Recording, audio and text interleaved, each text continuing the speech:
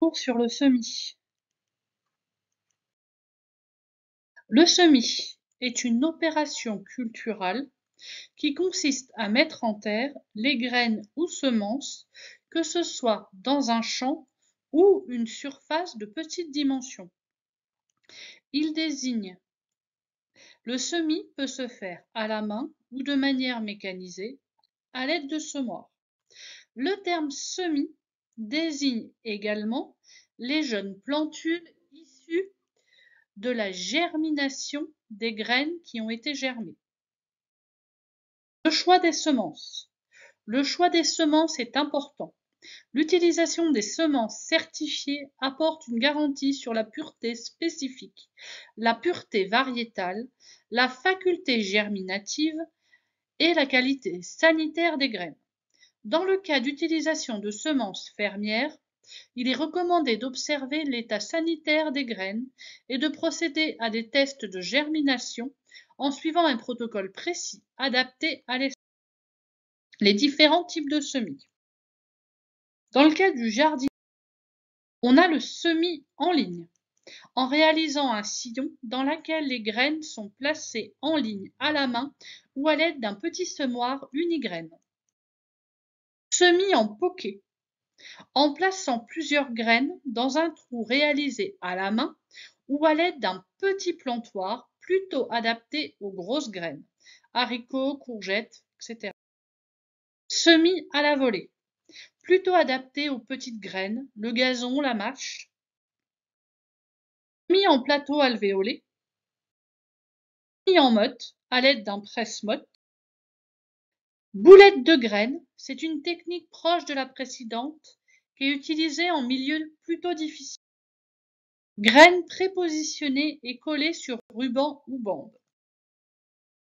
En agriculture, il y a des articles principaux à lire, c'est semoirs et semences. Il existe de nombreux types de semoirs mécaniques ou pneumatiques permettant d'effectuer des semis. Les semis en pépinière. Les semis en pépinière, en vue d'un repiquage, permet de créer un grand nombre de plants rapidement dans des conditions plus favorables et dans un espace réduit. On utilise en général un terreau spécial pour semis, mais à défaut, les particuliers peuvent utiliser de l'eau oxygénée pour stériliser les graines et le substrat utilisé afin d'éviter le développement de moisissures et la fonte des semis. Dans les espaces verts, les semis de pelouse et plantes d'espaces verts peuvent se faire selon des techniques précipitées.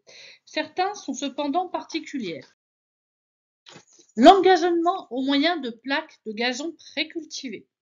On pose les plaques ou on déroule les rouleaux de gazon sur un sol préparé. Ensemencement hydraulique d'un talus. L'ensemencement hydraulique qui consiste à projeter une solution aqueuse contenant des graines d'espèces levant facilement sur un sol ou une surface peu préparée, mais souvent inaccessible, forte pente, carrière, etc. Pour les forêts, il faut voir la sylviculture et les semis directs. Les dates et calendriers de semis. Les périodes et les dates les plus favorables pour semer peuvent varier selon de nombreux facteurs. L'espèce et les variétés, les températures diurnes et nocturnes selon les zones de production, nord, sud, montagne, l'humidité selon le climat, période de pluie, sécheresse, passée et à venir, les objectifs de production, dates et récoltes recherchées, printemps, été, automne, hiver, les méthodes de production, en plein air, sous abri, repiquage, après semis, sous abri. D'une manière générale, il faut semer à une période qui permettra aux semences de germer dans des conditions optimum de chaleur et d'humidité. La rapidité de la levée est un point essentiel de la réussite d'une culture. Les jeunes plantules sont particulièrement fragiles. Il est important qu'elles constituent rapidement un système racinaire qui leur permettra de mieux résister à des périodes de sécheresse et qu'elles soient suffisamment développées pour mieux supporter des températures plus froides ou plus élevées, ainsi que des agressions de différentes maladies ou prédateurs. Préparation des sols.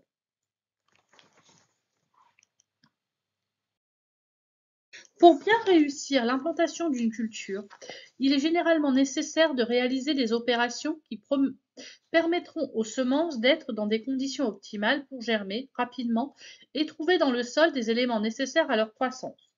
D'une manière générale, les sols doivent être meubles en profondeur pour permettre aux racines de se développer facilement, de respirer et d'occuper un volume suffisant pour récupérer l'eau et les substances minérales nécessaires. En surface, le sol doit être d'autant plus fin que les graines sont de petite dimension afin de faciliter leur contact avec la terre.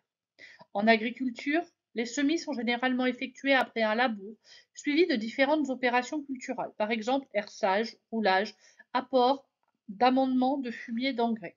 D'autres techniques simplifiées sont possibles, telles que le semis direct, alors que le couvert interculture n'est pas encore détruit.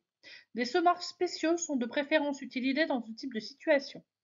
En jardinage, sur de petites surfaces, l'emploi de la grelinette est aujourd'hui largement pratiqué en remplacement de la fourche à bêcher. On va maintenant passer à la densité des semis.